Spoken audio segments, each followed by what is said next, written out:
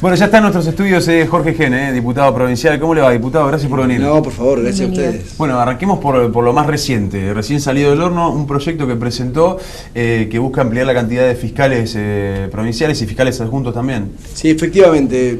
A mí en todo este tiempo, y fundamentalmente en estos 4 años de diputación, me quiero ocupar del tema de la violencia. Un tema excluyente. Ajá. Ustedes dirán qué tiene que ver la violencia con esto de tener mayor grado de más fiscales en la calle. La verdad que abordar el tema de la violencia significa entenderla en toda su complejidad, es decir, ¿por qué? ¿Qué es lo que ocurre? ¿Qué hay detrás de un acto violento? ¿Por qué en una esquina cualquiera podemos encontrarnos y con esto de que paso yo, pasas vos, terminamos a las manos? Y realmente creo que atrás de eso, y que es lo que hay que estudiarlo por su propia complejidad, hay un poco de frustración, hay un poco de impotencia, pero también creo que la impunidad coadyuva a esto, ¿no? Esta sensación de que me tratan mal, me hacen de todo y encima la misma persona que lo hizo a los pocos días está en la cola de un banco. Entonces, digo esto, me parece que hay que pensar cómo hacer para que un sistema que realmente cambió el paradigma de todo el proceso penal, que le generó celeridad, que le generó transparencia, que salió de esta idea del Poder Judicial como un lugar del secretismo, pero que tiene lógicamente nuevos desafíos, que tiene nuevas demandas, que hay que seguir trabajándolo y operándolo en función de que tenga mejor resultado. Y un tema central es el tema de tener mayor ¿Usted propone modificar la ley orgánica del Ministerio Público? Modificar la ley orgánica del Ministerio Público. Hoy estamos cerca de los 144 fiscales y fiscales adjuntos. La idea es llevarlo a un número cercano de 200. Y después, como lo establece justamente la ley orgánica, que sea cada fiscalía regional la que determine los criterios de organización. Hoy quizás uno de los mayores avances en términos de esta modificación del sistema procesal penal es tener una política de persecución. Una política de persecución significa direccionar en virtud de una mirada de quienes tienen que llevar adelante el sistema hacia dónde vamos. Digo, por ejemplo, ladrones de gallina o ladrones de guante blanco, por ejemplo. Y en esto, bueno, aparecen nuevas problemáticas que tenemos que analizar, que son muy serias. Las cuestiones de género, por ejemplo, en el norte de la provincia se han visibilizado quizás de una forma que requiere que haya políticas públicas en tal sentido. La tenencia de armas es un tema que también requiere una mirada especial porque agrava estos conflictos de violencia. Está el tema del narcomenudeo. Yo tengo una visión particular, digo, para poder explicarle al televidente, tiene que ver con que la justicia provincial tome la venta de droga minorista, por decirlo de alguna forma.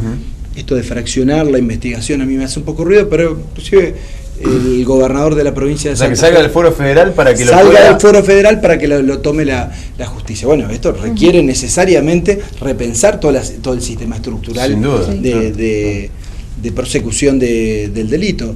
Bueno, todos estos temas que requieren una mirada especial, de los cuales no hay que preocuparse, sino hay que ocuparse, es que han, digamos, merecido que yo, digamos, presente un proyecto que plantee la necesidad de que haya más fiscales, también más defensores generales. Generalmente tiene que haber por lo menos una relación del 70%, porque si bien hay muchos ciudadanos que pueden contratar ese servicio, también es cierto que tiene que aumentar con los fiscales. El fiscal, por ejemplo, Giavedoni, por poner un caso medio emblemático, que es el que tiene a cargo dos investigaciones grandes, la de los autos quemados y otra muy reciente y con mucho estruendo, la de los prófugos de General Rodríguez, los Lanata y Esquilachi. Tiene un empleado y tiene un pasante, hace 2 años. Un empleado y un pasante que tiene una carga horaria de 4 horas y a veces está 6, 7 horas porque siente mucho la camiseta que tiene puesta. En 2 años, estos 2 últimos años, Jorge, ¿vos identificabas este problema, vos y el gobierno de entonces? Porque hace 2 años que está vigente el sistema y hace 2 años yo creo, que funciona con ese recurso humano. Yo creo que hubo un momento determinado, antes de febrero de la puesta en funcionamiento, que se tomó la decisión de avanzar, porque a veces todo avance genera este nivel de dificultades, inclusive los expone si uno quiere. También es cierto que hay sectores del Poder Judicial que suelen tener una mirada conservadora, pero digo naturalmente, por la razón tan simple de hacer lo que siempre se hizo. El statu quo. El statu quo, esto de mantener las cosas como se hicieron. Creo que había un momento que había que avanzar, que si en ese momento uno dice si estaban dadas las condiciones, y en qué, pero el gobernador en ese momento dijo, en febrero largamos, hubo resistencias muy grandes en ese sentido, y bueno, hay que seguir trabajando. Uno no, digamos, somos parte del mismo espacio político, por más que estemos hoy en diferentes roles, y creemos que hay que hacer aportes concretos. Que no se puede pedir calidad al servicio de justicia por eso mismo, con estas características. También, además, dicho sea de paso, todos los juicios orales que comunica la Oficina de Gestión de la Corte son a ladrones de gallina. Hasta ahora ninguno vinculado a un funcionario público. Bueno, no hay investigaciones hacia funcionarios públicos, hacia policías. Realmente el sistema no ha funcionado en estos 2 años. Yo cambiaría simplemente la forma de plantearlo. Creo que tenemos que pensar en las medidas necesarias para hacerlo más eficiente. Jorge, te corro un poquito de este tema para consultarte respecto de la gestión, o mejor dicho, cómo se gestiona desde el radicalismo en una provincia, donde el radicalismo forma parte del Frente Progresista, pero que en la ciudad de Santa Fe el máximo referente de la ciudad, como es José Corral, hoy está casi abrazando continuamente a Mauricio Macri dentro de esa alianza que es Cambiemos con la Unión Cívica Radical. Y no sé, digamos, no se puede ser de Independiente y de Colón, o de Racing y de Unión, no. A ver, son esfuerzos que se hacen, pero claramente, lo quiero decir, expresan modelos de mirada de lo público diferente. Y yo en esto quiero ser absolutamente sincero y respetuoso, porque está bueno que también en el radicalismo se exprese la diversidad. Muchos de nosotros vinimos a la política para abrazar lo público. Nosotros creemos en la centralidad del Estado, nosotros creemos en el hospital público, creemos en la salud pública, creemos en la educación pública, creemos en la escuela. Esto de un país gerenciado por CEOs de estos grupos, y cuando uno... La verdad que tengo esta percepción, que cuando hay algunos que sonríen, a mí me da como un ruidito, un miedito, ¿no? Quiero que al país le vaya bien, pero no puedo dejar de decir que me duele esto de pensar un partido que con Raúl Alfonsín, y hace unos días lo recordábamos, adquirió quizás como nunca en su historia una visibilidad ideológica, un partido socialdemócrata que entendía que había desafíos que estaban relacionados con lo colectivo y con la centralidad del Estado. Hoy llega a este lugar, pero bueno. ¿Se va a tener que decidir, Corral? Corral ya decidió. Y yo creo que hay a ver, nosotros vamos a trabajar para defender la mirada del Frente Progresista Cívico y Social, como lo hicimos siempre, y vamos a trabajar para que la mayor cantidad de radicales, incluso Corral, siga desde este lugar. Ahora, si ustedes me preguntan si considero que esto de mirar a lo nacional desde este lugar y lo provincial desde es difícil de justificar, y sí, a mí me costaría, digo. ¿Cuánto falta para el quiebre de la UCR dentro del Frente? Yo voy a trabajar para que el radicalismo siga defendiendo esa visibilidad política que ha demostrado en este momento, que tiene que ver con un proceso que fuera de la provincia de Santa Fe se mira con respeto, y en algunos casos lógicamente es provocativo porque no existe la experiencia. Jorge, ¿es una mirada minoritaria dentro del radicalismo la que vos estás planteando respecto de tu visión del gobierno nacional y demás? ¿Dentro del radicalismo de Santa Fe es una visión minoritaria o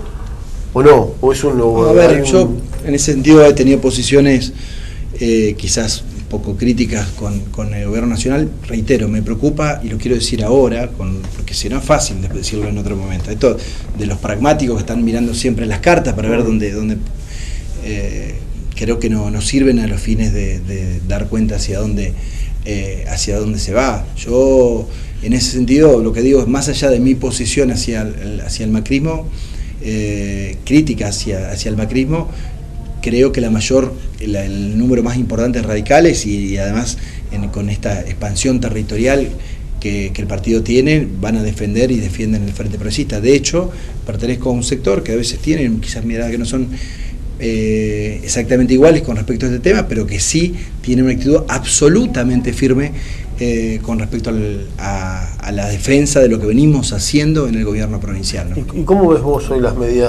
primeras medidas o estos primeros meses de Mauricio Macri y del Frente Cambiemos? Bueno, a ver, no veo ni plan, ni proyecto, ni equipo para abordar este tema que el presidente se lo planteó como esencial, que es el tema de la pobreza cero. No lo veo. Esto de ganancias me parece que no alcanzó. Las paritarias va a terminar dejando afuera de estos beneficios a muchos. Para los jubilados también, digo, no ha sido importante. Yo creo que lo terminan pagando con los precios de los medicamentos.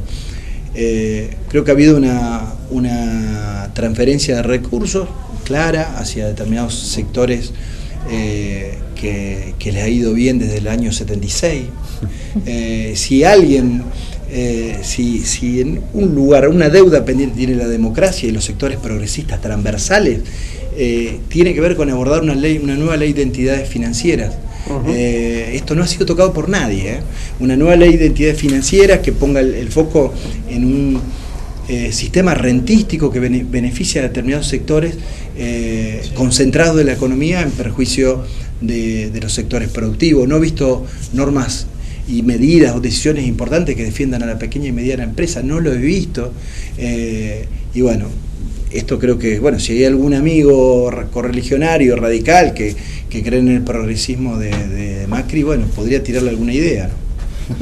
El otro día Barletta, acá sentado en el mismo lugar donde estabas vos, le preguntábamos por los 108.000 despidos que hay y dijo, es el costo que tenía que pagar cualquier gobierno que asumiera. Sí, esto te digo, cuando se habla de costo o se amenaza con ajuste, pongámoslo en cara, pongámoslo en historias, porque cuando uno habla de un número, el número no siempre refleja esta cuestión de lo que significa para una sola persona sentir que ha quedado afuera del modelo. La mirada progresista tiene un eje central, es que no existe la mala suerte individual. No existe una persona que tiene hambre, existen procesos de nutrición en todo caso, que deben ser neutralizados o abordados con políticas públicas en ese sentido. Jorge, yo te digo esto, va a sonar políticamente incorrecto, pero la provincia de Santa Fe, por acuerdo con los sindicatos, logró la incorporación de 3.600 agentes a la administración pública por concurso, con consenso, pasando por la legislatura todos los nombramientos. Eso es una manera de gestionar lo público. Ahora, si a nivel nacional, 20 minutos antes que termine la gestión pasada, entraban al Estado como contratados, como se denuncia que está pasando, es muy diferente a la situación de Santa Fe. Estamos hablando de dos cuestiones distintas, ¿no? Porque muchas veces dice, es verdad, es un desocupado, es un tipo que se queda sin su laburo. Ahora, si 20 minutos antes que Cristina se vaya, le firmaron un contrato por tanta plata. Con lo que hablaba fundamentalmente de la desocupación son el impacto de medidas recesivas y medidas que van a terminar afectando al empleo y a los grandes productores de empleo, que son las pequeñas y medianas empresas. Hay decisiones que tienen que ver con la investigación hacia atrás, que bienvenido sea, porque creo que hay mucho para investigar. Más allá de que pueda tener diferencias con quienes hoy gobiernan la Argentina, fui parte de un gobierno como vicegobernador donde nos ha costado mucho el diálogo con la nación. No conseguíamos, yo iba a la Casa Rosada y estaba en lugares como estos y no conseguíamos ni que nadie nos hable, digamos, era una cosa hasta difícil en lo personal. Hoy hay un escenario para la provincia de Santa Fe, interesante, auspicioso, que tiene que ver fundamentalmente con una decisión que fue una decisión de la Corte, no fue de Macri, como dicen algunos. Hay algunas personas que se desesperan por defender decisiones de Macri que ni el mismo Macri se animaría a defender frente a un espejo. Y pareciera que están haciendo deberes, pero digo, esto de tener 4.000, 5.000 millones de pesos más por año, es un dato importante, más allá de la cuestión de la deuda, que yo estoy convencido que debe ascender a 40.000 millones de pesos. Hoy, ¿qué es lo que está ocurriendo hoy en la Argentina? Esto que no se ve. Hay un proceso de discusión con el escenario de los holdouts, donde las provincias intentaron recomponer su capacidad de realización de obra pública. Entonces se dice, bueno, ¿qué hacemos? Más o menos son 60.000 millones de pesos lo que estaría en juego con el resto de las provincias aproximadamente para su 15%, por decirlo de alguna forma. ¿La provincia va a aceptar obras de infraestructura a cambio de lo que la nación le debe en concepto de coparticipación? No sé, es una decisión que tendrán que tomar otros. Yo creo que no es correcto. Es otra cosa. Son dos cosas. Una cosa es una deuda liquidada judicialmente, pero también es cierto que cuando uno dice, bueno, el puente... Sí, te pago con obras. Hay que estar ahí. Yo quiero ser, digamos, particularmente me parece que no corresponde. Si queda un ratito más, sí, diputado, vamos a estar... Juanma tiene un informe muy interesante que tiene que ver con esto que recién charlábamos, pero lo vamos a auspiciar con Jerárquicos, una empresa que hace ya más de 20 años que acompaña a los santafesinos y mucho más. Mirá. No importan los años que se cumplen, sino las metas que se alcanzan. Tu vida cambia. Nosotros también. Jerárquicos. 20 años promoviendo valores, impulsando acciones. Bueno, informe que tiene que ver con esto, el costo de vida en los distintos sectores, estratos sociales, Juanma. Sí, un informe muy interesante que surge de el Centro de Innovación de Trabajadores de CONICET, de aquí de Argentina, de los científicos, y hablan de cómo impactaron las medidas que tomó el nuevo gobierno en el bolsillo de el 10% que menos tiene de los argentinos y el 10% que más tiene. El 10% más pobre de la población perdió un cuarto de su capacidad de compra en los últimos 4 meses. Un cuarto. ¿De qué decisiones habla este trabajo? Devaluación, quita de retenciones para los productos agropecuarios, flexibilización de cupo de exportación de bienes claves como la carne, reducción de los subsidios del sector energético, entre otros, dice, fueron los principales elementos que aceleraron el proceso inflacionario. La inflación interanual, tomando febrero, se ubicó en el 35%. Y según este informe, si se sigue en este proceso, cuando lleguemos a octubre, vamos a haber tenido entre octubre del 2016 y octubre del año pasado, 55% de inflación. Si se mantienen las tendencias que venimos teniendo hasta ahora. Segunda plaquita, veíamos el 10% más chiquitito, del que menos tiene.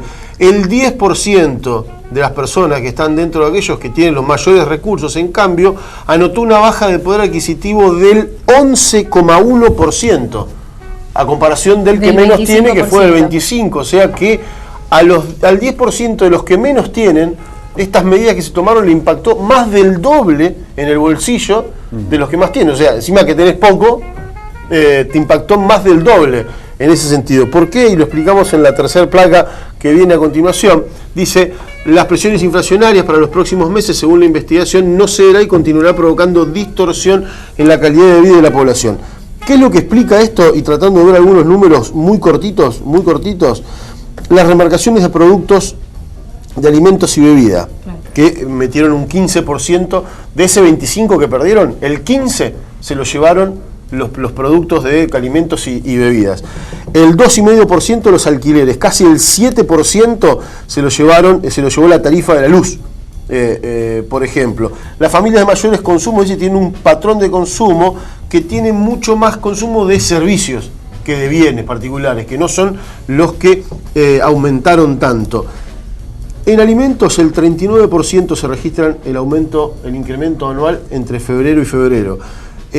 Los alquileres un 63%, la energía un 405%, lo veíamos el otro día. Bueno, básicamente estos 3 rubros representan el 50% de los gastos que hacen en los hogares que menos recursos tienen: energía, alimentos y alquileres. Entonces, este tipo de medidas, y cuando hablamos de procesos inflacionarios, de evaluación y demás, termina impactando mucho más fuerte en el bolsillo de que menos tiene. O sea, tenés poquito, y encima que tenés poquito es donde más te impacta, porque son los rubros que más consume este sector, son los que más rápidamente se llevaron la inflación. Es más largo, lo dejo ahí corto para que podamos seguir charlando con Jorge G. Bueno, informe del CONICET. Y del CONICET, de un grupo de científicos del CONICET. ¿Qué me dice, Gen? Un poco lo que venía diciendo, ¿no? Sí, digamos, me da la impresión que algunos de estos indicadores se están empezando a sentir en el bolsillo de la gente, y que, bueno, algunos dicen que hay que esperar unos meses para ¿No que le se tiene cierre. fe en los próximos meses, o no hay que dar unos meses es al que gobierno nacional? Porque no debe ser fácil tampoco. Por supuesto que no debe ser fácil, y había algunas decisiones de tipo cambiario que había que tomar, porque en este corset no se iba a resistir mucho. A ver, supongo que ahora va a haber un proceso que primero tiene que cerrarse con la aprobación del acuerdo con los holdout, que esto va a generar el levantamiento del veraz en el cual estábamos insertos, que va a generar que pueda llegar a venir plata al mercado.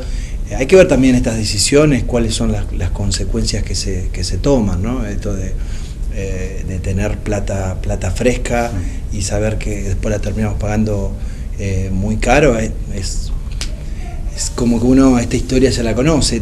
También uno tiene esa sensación de déjà vu, ¿se dice? Sí, déjà vu. Claro. Que ya pasó. esta cuestión de esto ya pasó, así, pero es una cuestión más intuitiva, ¿no? Todo de las empresas, la apertura de los mercados, el ingreso de productos que tienen otros costos.